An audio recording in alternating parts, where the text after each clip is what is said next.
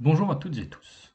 Aujourd'hui, poursuite du cours de thermodynamique numéro 1 sur la description des systèmes thermodynamiques. Alors nous avons vu dans la partie précédente comment décrire un corps pur monophasé. Donc soit une phase condensée, solide ou liquide, que l'on décrit à l'aide du modèle de la phase condensée idéale, c'est-à-dire incompressible et indilatable, soit les gaz que l'on modélise par des gaz parfaits en première approche. Toutefois, en thermodynamique, il faut envisager parfois des systèmes où deux états de la matière cohabitent dans le même système, voire trois états de la matière. Et donc on va s'emparer de ces problématiques en essayant de modéliser notamment un corps pur que l'on appelle diphasé. Donc ici un corps pur, on sait, c'est un système composé d'une seule espèce chimique, corps pur diphasé, corps pur existant simultanément sous deux états. Bon, parmi les états, finalement,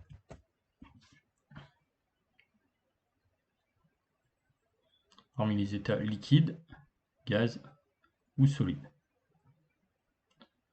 Alors, ici, si on veut se donner un bon moyen de situer ces trois états, on utilise le diagramme de phase PT.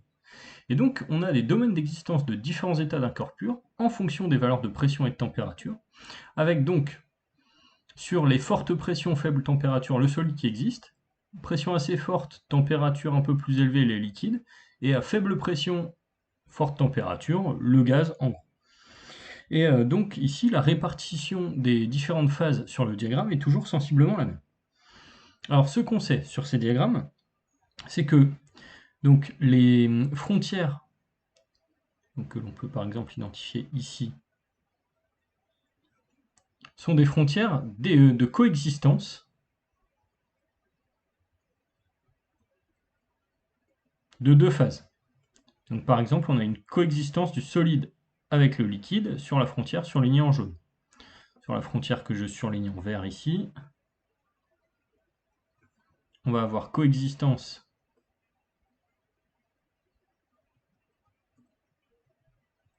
du liquide et du gaz. Et sur la dernière frontière que je surligne ici, on a coexistence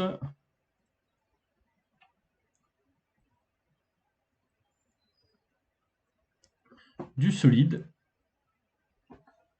avec le gaz, ou avec la vapeur. C'est vrai que c'est noté V ici. Bon. Alors, derrière, on identifie deux points spécifiques sur les diagrammes. Le point T, qu'on appelle point triple, qui est pour un corps pur donné le seul point de coexistence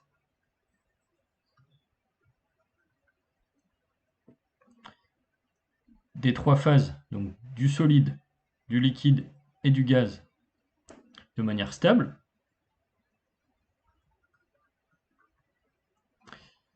Et on identifie un deuxième point particulier, le point critique,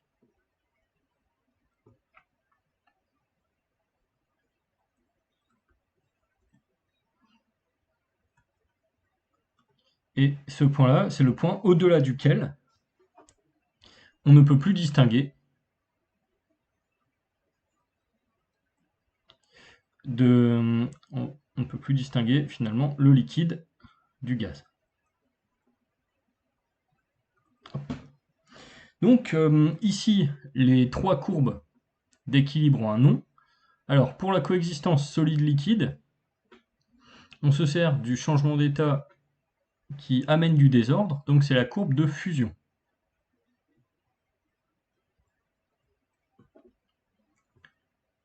Liquide vers vapeur, courbe de vaporisation ou d'ébullition.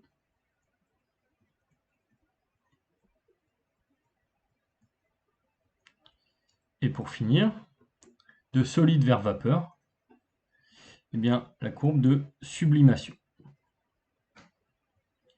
Et donc là, ce qu'on constate, c'est que finalement, on va avoir un seul couple de valeurs qui nous donne coexistence des trois états, et on va avoir un ensemble de valeurs qui donne un équilibre entre les deux états, mais ces valeurs sont reliées l'une à l'autre.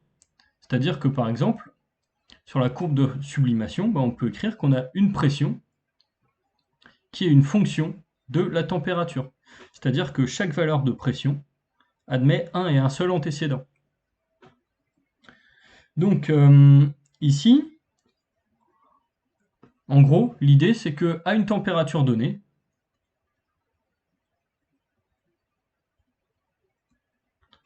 il n'existe qu'une seule valeur de pression donnant l'équilibre entre deux phases.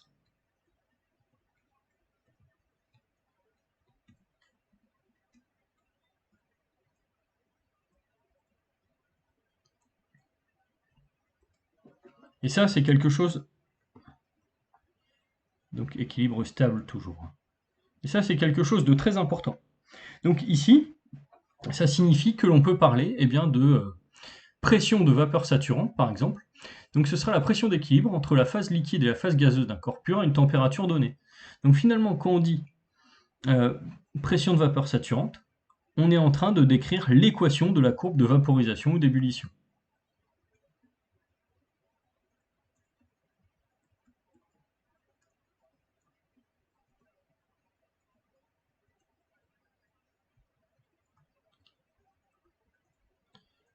Alors, on va voir comment maintenant exploiter ces données pour décrire l'état final d'un système.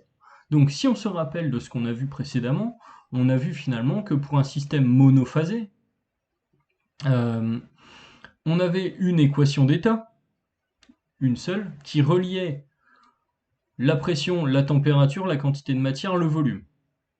Le fait d'imposer l'existence d'un système monophasé rajoute une deuxième équation. Et donc ici, finalement, ce que ça rajoute, c'est que ça empêche de faire varier la pression librement si on connaît la température, et inversement, ça empêche de faire varier la température librement si on connaît la pression. Et ça, on l'avait vu hier, finalement, quand on pratique un changement d'état, quand on fait passer un système, par exemple du liquide à la vapeur à une température donnée, eh bien, il n'existe qu'une seule valeur de pression à température donnée qui est associée au changement d'état. C'est le moment où on a un palier de pression sur les isothermes d'Andrews qu'on a vu sur les diagrammes de Clapeyron hier. Rappelez-vous. Donc, ici, on va se servir de ces considérations pour déterminer l'état final d'un système. Donc, on dit ici qu'on introduit une masse M égale 100 g d'eau liquide dans une enceinte initialement vide de volume V. Alors, on nous rajoute quelques informations. On nous rajoute la pression de vapeur saturante de l'eau qui vaut 4,6 bars à la température T égale 423 Kelvin. Et donc, on nous dit aussi qu'à cette température, le volume massique de l'eau liquide est 1,09 10-3 mètres cubes par kilogramme. Alors, on cherche l'état final du système lorsque le volume vaut 50 litres. Donc ici, on commence par définir le système que l'on va étudier. Donc le système, c'est l'eau de masse M égale 100 grammes. Et on va essayer de commencer à caractériser la transformation de ce système.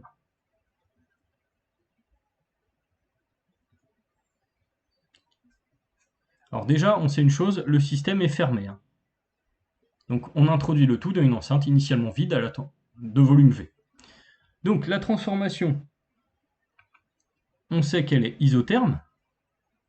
Alors isotherme, qu'est-ce que ça signifie? Ça signifie que la température reste constante. Et on sait que l'enceinte est isochore, c'est-à-dire qu'elle conserve son volume.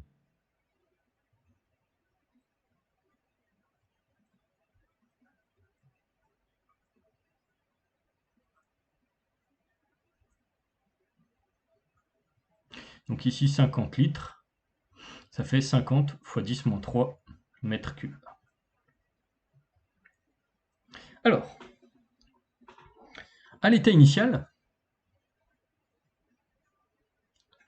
on sait qu'on a de l'eau liquide à l'état final, eh bien, on va supposer que toute l'eau s'est vaporisée.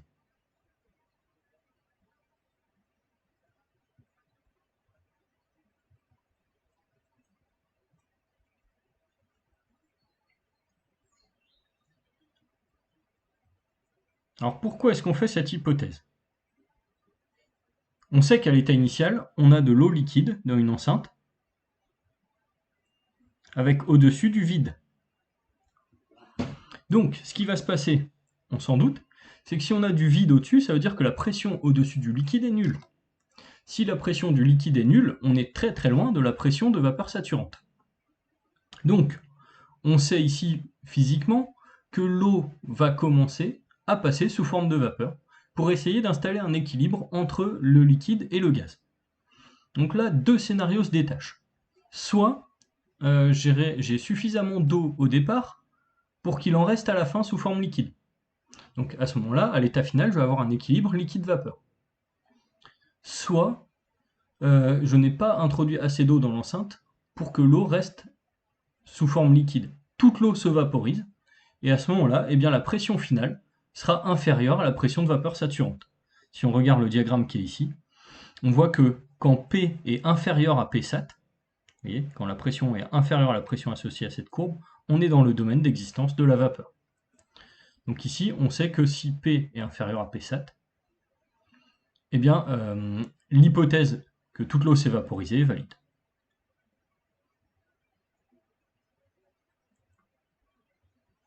Donc valide si la pression finale est inférieure à la pression de vapeur saturante.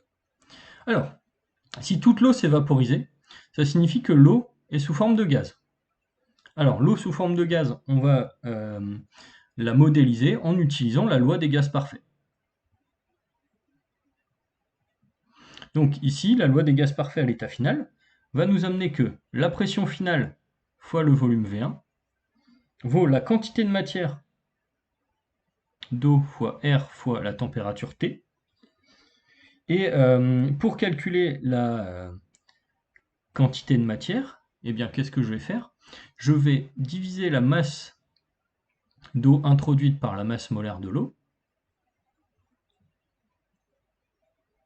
Et donc, là, je vais obtenir le résultat ici, que la pression finale vaut M fois R fois T sur grand M fois V1. Alors ce résultat n'est évidemment valide que si toute l'eau s'est vaporisée. Je réalise l'application numérique. Je trouve une pression finale qui va valoir 3,9 10 puissance 5 bar. Pascal, pardon. Soit 3,9 bar. Alors ici, ce que je conclus, c'est que la pression finale est inférieure à la pression de vapeur saturante. Donc, l'hypothèse que toute l'eau est vaporisée est valide.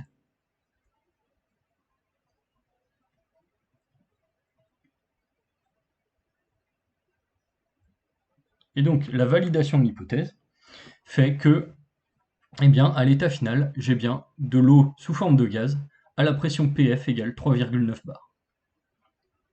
Donc ça constitue mon vrai état final pour ce système. Alors maintenant, on prend les mêmes et on recommence. Avec ici une petite subtilité, donc l'enceinte change de volume. Maintenant, je cherche l'état final lorsque le volume vaut 1 litre. Alors, ici, je reprends la même démarche que tout à l'heure. Donc j'ai toujours le système constitué d'eau dans la masse M qui vaut 100 grammes et qui est fermé. Donc ici, fermé, ça veut dire en gros que je n'ai pas d'échange avec l'extérieur. Je sais que j'ai toujours une transformation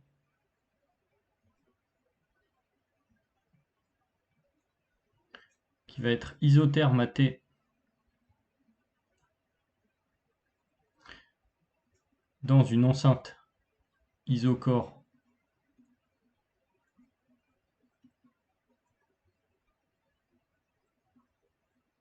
de volume V. Et là, je reprends le même raisonnement que précédemment. Donc V, ici, 1 fois 10-3 mètres cubes pour 1 litre. Ici, la distinction, au fait, c'est que bon, si l'état initial reste toujours le même, l'eau liquide, eh bien l'état final peut potentiellement changer. Mais je vais partir sur la même idée. Je suppose que toute l'eau s'évaporise. On va voir que si l'hypothèse est invalidée, j'ai une information supplémentaire qui va me permettre de trouver l'état final. Donc si je formule l'hypothèse que toute l'eau s'est vaporisée,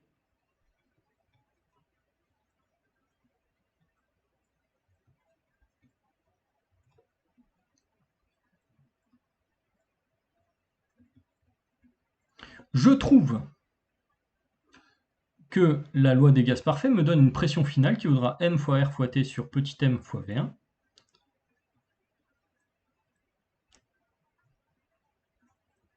Sur m fois V1, enfin fois V2 ici, le second volume. Et donc ici, la nouvelle pression finale que j'obtiendrai si toute l'eau s'était vaporisée, eh bien elle vaudrait 195 bars.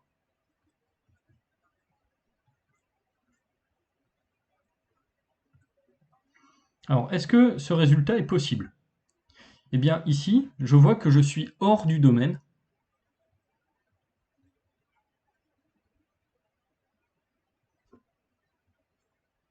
de stabilité de l'eau sous forme vapeur. Donc, mon hypothèse de départ est invalide. En effet, j'ai une pression finale PF qui est ici largement supérieure à la pression de vapeur saturante. Alors, je reprends mon raisonnement de départ. Je me suis dit que j'avais initialement de l'eau liquide et que cette eau liquide allait progressivement passer sous forme de vapeur. D'accord ? Là, j'ai supposé que la transformation ne s'est pas arrêtée en cours de route et que toute l'eau liquide a été vaporisée. Cette hypothèse est invalidée. Donc je vais partir sur l'hypothèse, ce coup-ci, qui va être vérifiée, donc, que l'équilibre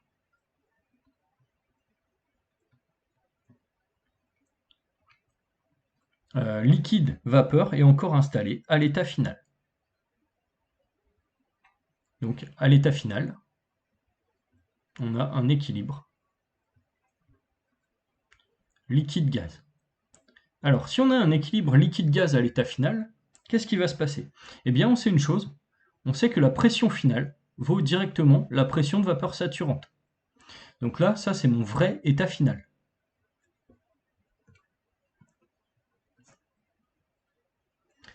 Donc là, finalement, le problème n'est plus maintenant de trouver la pression finale, ça va être de trouver comment se répartit l'eau entre le liquide et le gaz. Donc je connais P, je connais T, je connais le volume.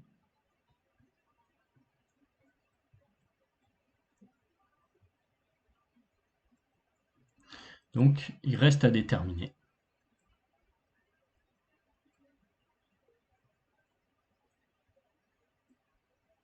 comment les quantités de matière et NV s'expriment en fonction de la quantité de matière totale.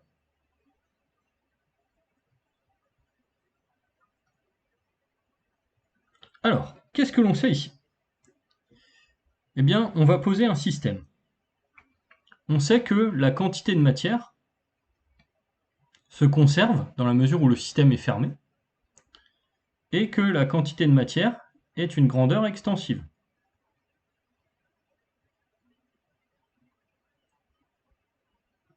Donc le fait qu'on ait un système fermé et que n soit extensive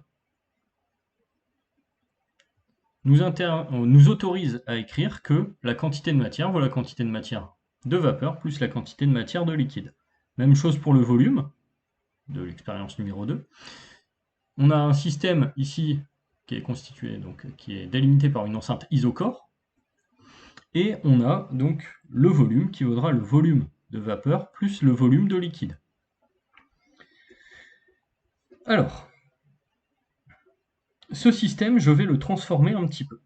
Alors, comment est-ce que je vais le transformer? Je sais que petit n, c'est la masse introduite sur grand N.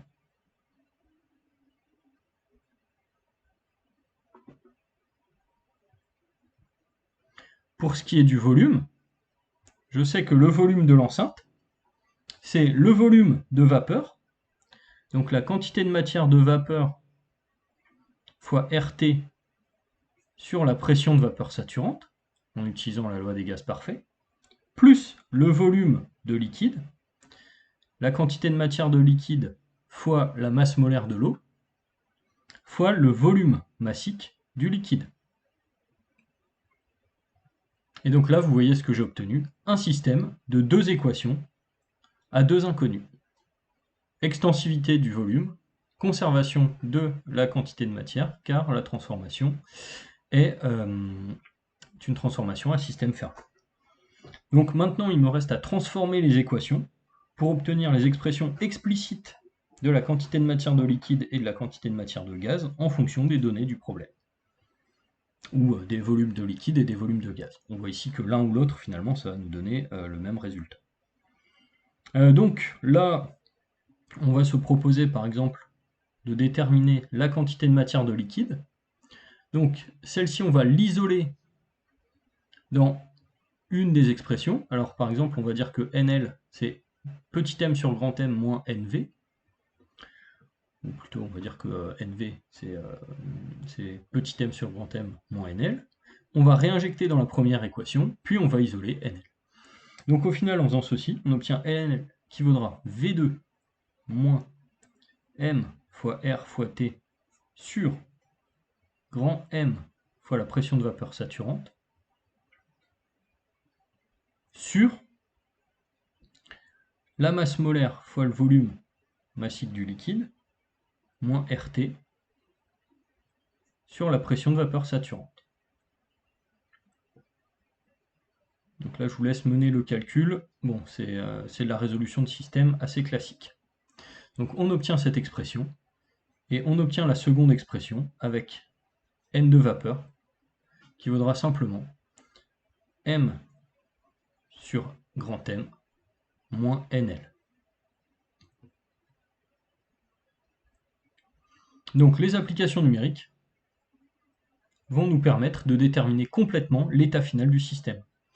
Ici, on voit que NL vaut 5,4 mol, tandis que NV vaudra 0,12 mol. Donc là, on voit finalement qu'en termes de quantité de matière, il va rester beaucoup plus de liquide que de vapeur. Et donc ici, eh bien, vous voyez, l'idée pour établir l'état final, c'est que l'on a fait l'hypothèse que toute l'eau allait se vaporiser.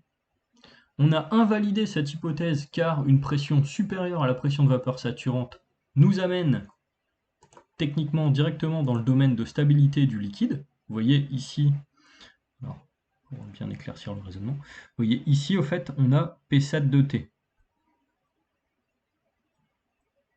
Donc si un point se trouve sous Psat à une température T, on sait qu'on est bien dans le domaine d'existence de la vapeur. Si on se trouve au-dessus de cette pression de vapeur saturante, on est dans le domaine du liquide.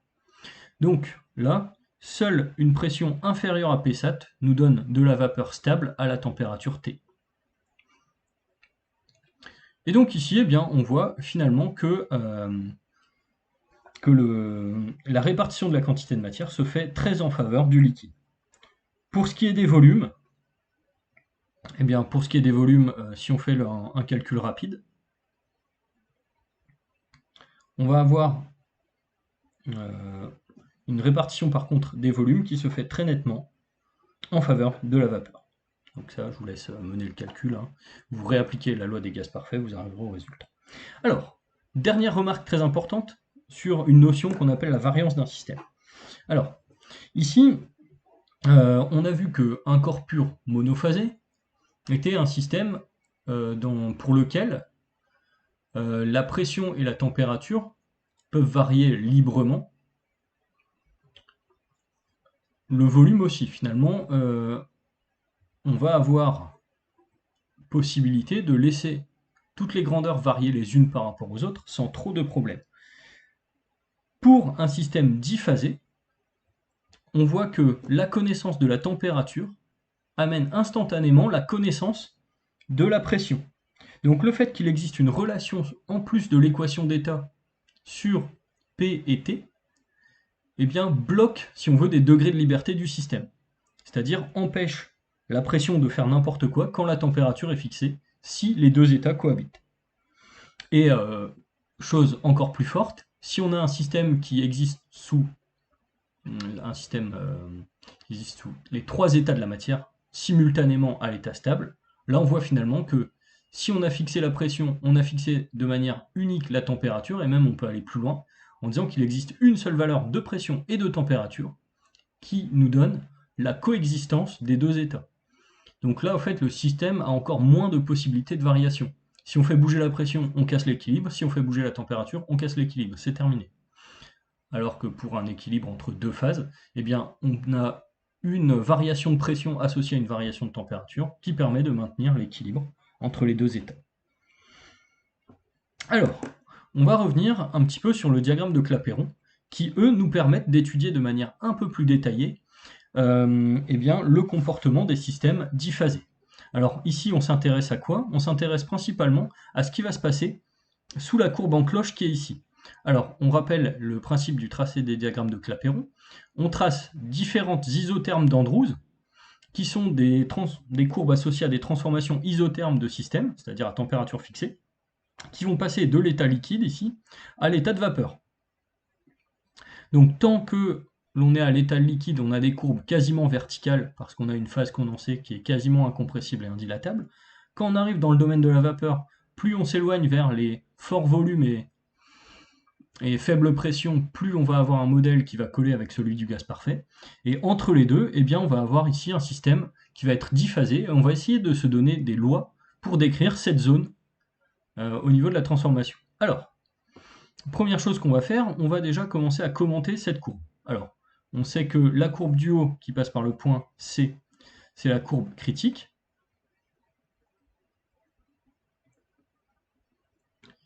Et donc, toutes les courbes qui sont sous cette courbe-là, associées à la température Tc, eh bien, donnent un palier de pression.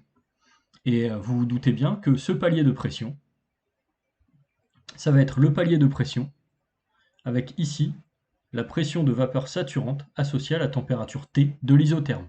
Donc le palier de pression qui est ici, c'est le palier qui correspond au point d'équilibre entre liquide et vapeur sur le diagramme PT. Alors, là, comme on représente P en fonction de V, bah, le point devient un palier. C'est-à-dire que le volume au fait du système va varier, il va augmenter à mesure qu'on se déplace vers le domaine d'existence ou de stabilité du gaz.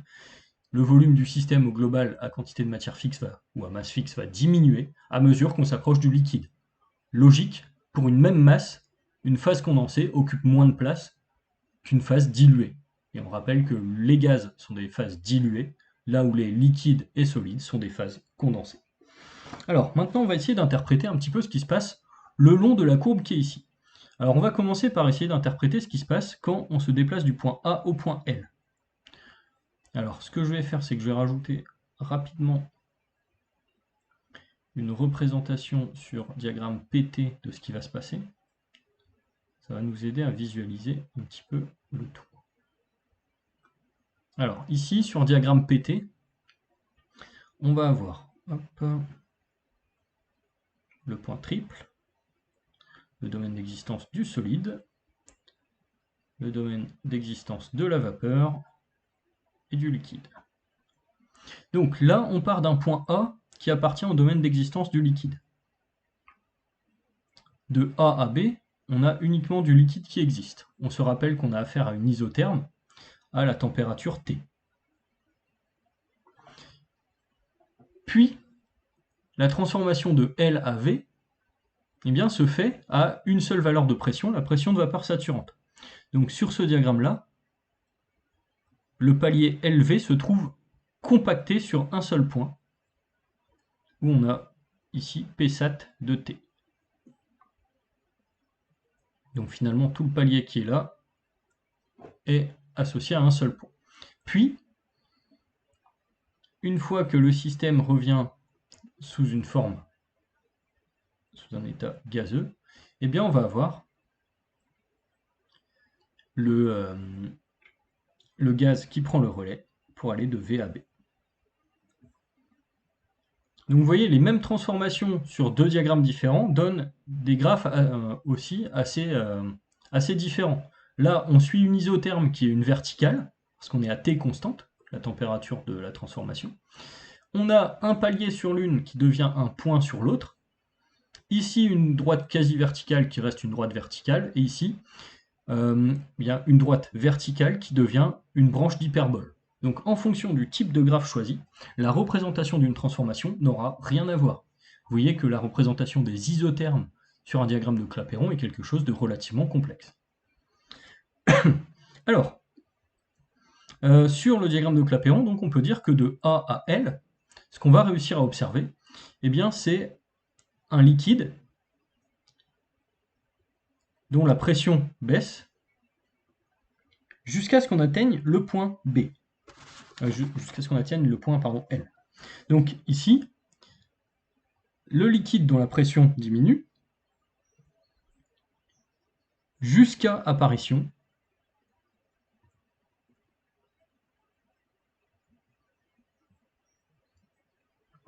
de la première bulle de vapeur. Et ça arrive au point L. À ce moment-là, la pression devient égale à la pression de vapeur saturante.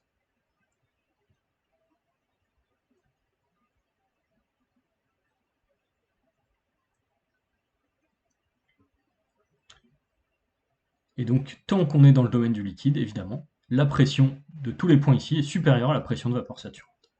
De L à V, qu'est-ce qui va se passer? Ici, j'ai un système à pression constante, donc un système constitué de liquide-vapeur à l'équilibre,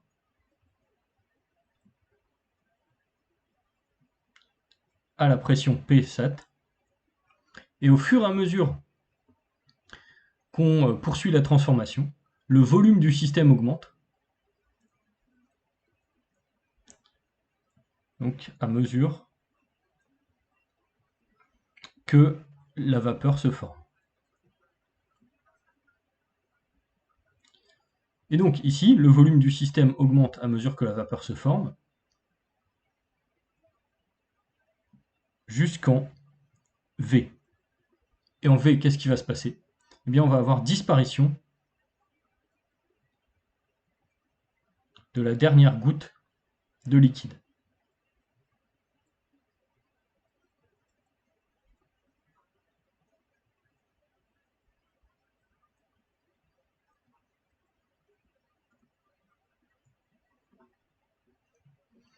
Et donc, une fois que j'ai atteint le point V avec disparition de la dernière goutte de liquide, eh bien ensuite, j'ai formé de la vapeur dont la pression diminue. Donc ici, je vais avoir à un moment la courbe représentative de l'évolution de P en fonction de V, qui va suivre une courbe hyperbolique si le modèle du gaz parfait est vérifié. Alors, si on va un petit peu plus loin dans les commentaires, donc là j'ai identifié une courbe, ici, qui monte jusqu'au point critique, qui est une courbe associée à l'apparition de la première bulle de gaz ou disparition de la dernière bulle de gaz en fonction du sens de transformation. Donc cette courbe a un nom. On va atteindre ici la courbe dite d'ébullition.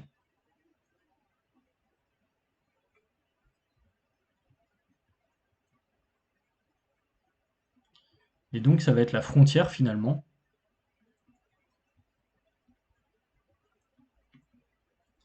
entre le domaine d'existence du liquide et le domaine de cohabitation du liquide avec la vapeur. De l'autre côté, je vais avoir une courbe qui ressemble beaucoup, qui va être la courbe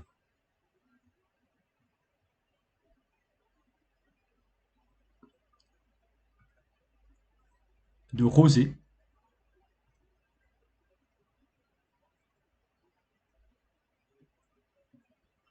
Donc la courbe de Rosé, c'est la courbe de disparition de la dernière goutte de liquide ou la courbe d'apparition de la première goutte de liquide en fonction du sens de transformation. Et donc cette courbe, c'est la frontière entre la vapeur et le domaine de coexistence de liquide plus vapeur. Ces deux courbes se relient au point critique, et donc l'ensemble des deux, c'est ce qu'on va appeler la courbe de saturation.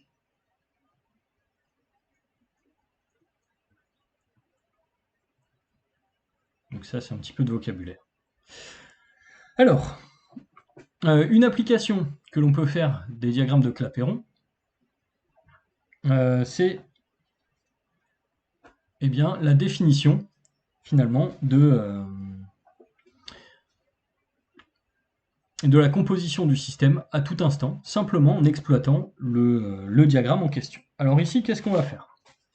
Ici, on va avoir une définition d'une grandeur qu'on appelle le titre massique, en vapeur ou en liquide. Donc, comment ça va se passer? On va avoir le titre massique en liquide, qui vaudra la masse de liquide sur la masse totale du système. Le titre massique en vapeur, qui vaudra la masse de vapeur sur la masse totale du système.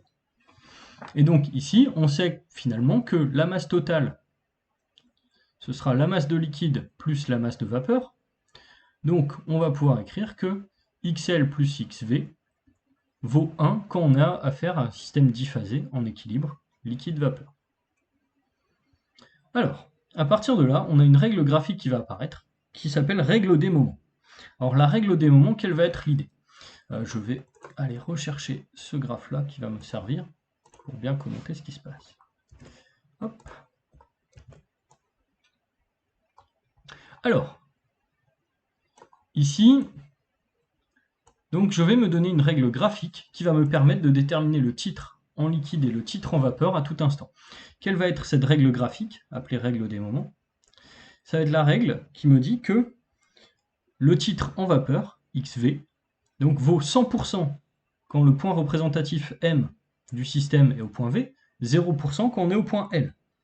Donc ici, on va imaginer que le point M est un curseur que l'on peut bouger entre L et V, donc entre 0 et 100%.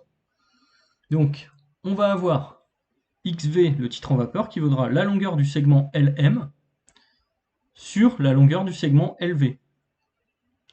Donc là on voit si M est confondu avec V, on a 1. Si M est confondu avec L, on a 0. Et même chose pour le titre en liquide. On va avoir MV sur LV qui nous donne le titre en liquide. Alors, comment est-ce qu'on va démontrer cette règle? Donc là, vous voyez l'intérêt ici de la règle en question, c'est que si derrière on prend simplement un double décimètre, tout ce qu'il y a de plus classique, qu'on mesure au double décimètre la longueur du palier LV et qu'on mesure au double décimètre la longueur du palier MV, eh bien on a trouvé de manière complète l'état du système.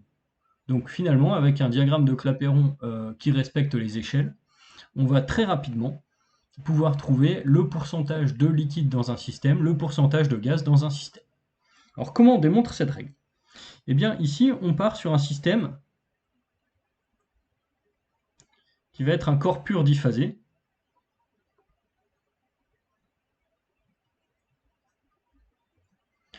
Donc fermé de masse petit m. L'extensivité de la masse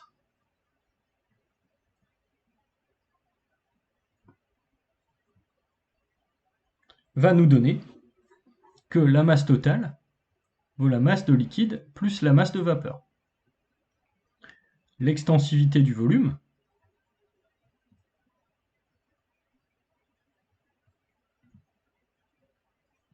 va nous donner que V total vaut le volume de liquide plus le volume de vapeur. Pour ce qui est des titres,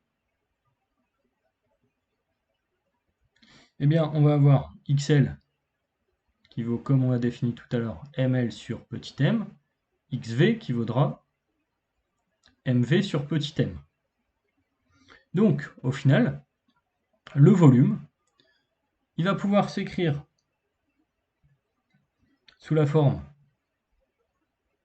donc même le volume massique, on peut déjà l'écrire, donc V sur M, qui vaudra petit v. Ça vaudra, on a utilisé l'extensivité de grand V, ça vaudra VL sur M plus VV sur M, soit encore VL sur ML, qui sera le volume massique du liquide, fois ML sur M, qui vaudra le titre en liquide, plus VV sur MV fois MV sur M. Donc avec tout ceci, on trouve que le volume massique du système, donc au point M, défini ici, ce sera XL fois le volume massique du liquide, plus X vapeur fois le volume massique de la vapeur. Donc une fois qu'on a obtenu cette égalité, la règle des moments va pouvoir s'appliquer très simplement. On sait que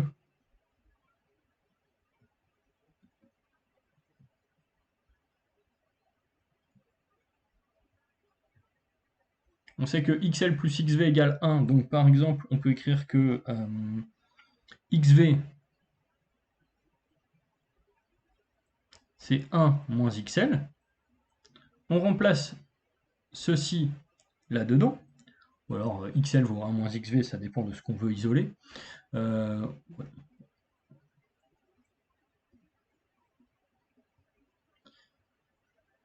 On remplace ici, donc on va avoir petit v, qui vaudra 1 moins XV VL plus XV VV. Par calcul, on finit par obtenir que XV va être égal à V moins VL sur VV moins VL. Ça, c'est pour la version expression théorique. Pour la version graphique, ça va me donner que XV vaudra la longueur du segment LM, V moins VL, vous voyez, V moins VL, ça nous fait bien LM,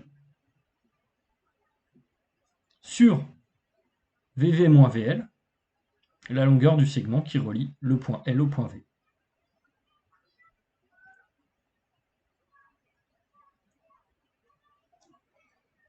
Donc là, on peut assez rapidement voir si la formule écrite est valide. Il faut que XV égale 1 si M est confondu avec V, XV égale 0 si M est confondu avec L, ce qui est bien le cas. Donc pensez à faire ce petit test rapide si vous avez le moindre doute. Donc ici, on a établi la règle des moments qui va nous permettre graphiquement de déterminer l'état d'un système. Donc ici, l'état d'un système, on a affaire à l'équilibre liquide-vapeur de l'eau. Donc on va essayer de déterminer les masses et les volumes des phases liquide et vapeur lorsque le système, constitué d'1 kg d'eau, voit son point représentatif en grand M. Donc là, le point représentatif est ici. Alors, ici, je sais déjà que le système que je vais étudier, c'est de l'eau à M égale 1 kg, donc un système qui sera fermé. Donc c'est-à-dire qu'il n'y aura pas d'échange de matière avec l'extérieur. Alors, derrière, ce que je peux faire assez vite, c'est mesurer les titres en vapeur et les titres en liquide. Alors ça, comment est-ce que je vais me débrouiller? Eh bien, je vais simplement prendre une règle et mesurer les longueurs.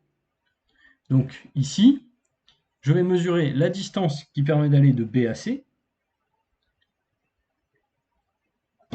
je vais mesurer la distance qui va de B à M, et je sais que BM sur BC, eh bien ça va me donner le titre ici en vapeur.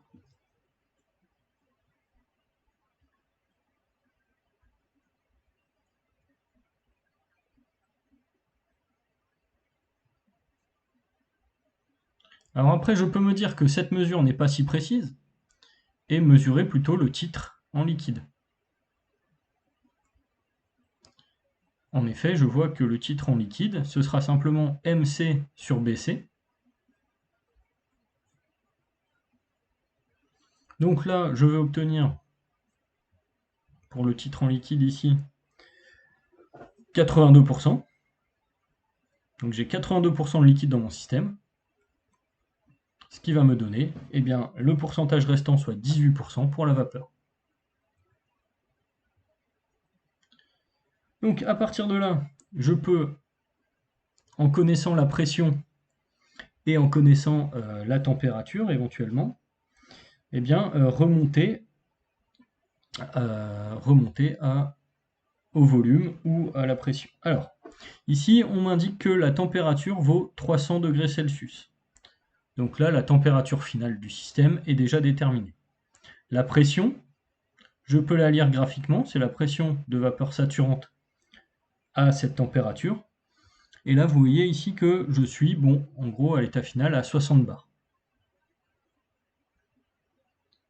Donc vous voyez, je sais que j'ai 18% de vapeur et 82% de liquide à 300 degrés Celsius et 60 bars. Donc au passage, il ne faut pas s'étonner ici d'être à 300 degrés Celsius et d'avoir encore du liquide, dans la mesure où vous voyez ce qui se passe, on est sur une pression très élevée. Ici, 60 bars, c'est quand même 60 fois la pression atmosphérique. Donc après, je peux déterminer éventuellement les masses. Donc pour le liquide, la masse de liquide, bah, ça vaudra simplement la masse totale fois X liquide. Donc ici, la masse de liquide bah, qui vaudra de manière assez simple finalement 0,82 kg. Et donc, avec la même logique, je vais obtenir une masse de vapeur qui vaudra 0,18 kg. Et donc, si je veux décrire de manière complète le système, je peux faire la bascule sur les volumes. Et pour les volumes, qu'est-ce que je vais pouvoir dire? Eh bien, ici, je vais pouvoir dire que pour le liquide, le volume VL, ça vaudra la masse de liquide fois le volume massique du liquide. Le volume massique du liquide étant le volume massique associé au point B. Donc là, je le mesure graphiquement à 0,002 kg moins 1 mètre cube. Donc ce qui va me donner un volume de liquide de 1,64 10-3, 1,6. On va rester à deux chiffres significatifs. 10-3 mètres cubes. Donc 1,6 litres finalement. Pour ce qui est du gaz, ou de la vapeur ici, eh bien je vais avoir le volume de vapeur qui va valoir la masse de vapeur fois le volume massique de vapeur. Le volume massique de vapeur, je le trouve ici, au point C. Donc VC, ici, qui vaudra 0,046 mètres cubes par kilogramme. Et donc, par application numérique, je vais obtenir le volume grand V de vapeur qui va valoir 8,28 10-3 mètres cubes.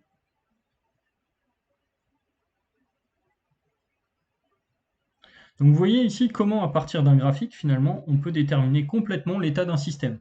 Et c'est l'intérêt de cette règle des moments, c'est que la lecture de ce graphique et la mesure de deux longueurs de segments permet de déterminer complètement l'état du système, en connaissant notamment grâce au point extrême, donc au point B et C ici, bon, qui s'appellent souvent L et V. Grâce au point extrême ici, eh bien, on arrive à distinguer le volume massique du liquide et le volume massique de la vapeur à la température T d'étude. Alors, vous voyez une chose aussi à laquelle on pouvait s'attendre avec un vrai diagramme, ce coup-ci de Clapeyron, c'est que cette droite-là, enfin cette courbe-là, est quasiment verticale. Alors ça rejoint une idée qu'on a vue précédemment, c'est que finalement, une forte variation de pression ne va entraîner qu'une très faible variation relative du volume. Donc on s'attend pour le côté séparation liquide plus gaz, on s'attend à avoir une frontière quasiment verticale. Le fait que cette frontière soit quasi verticale reflète en effet que le modèle de la phase condensée incompressible et indilatable a un domaine de validité assez élevé.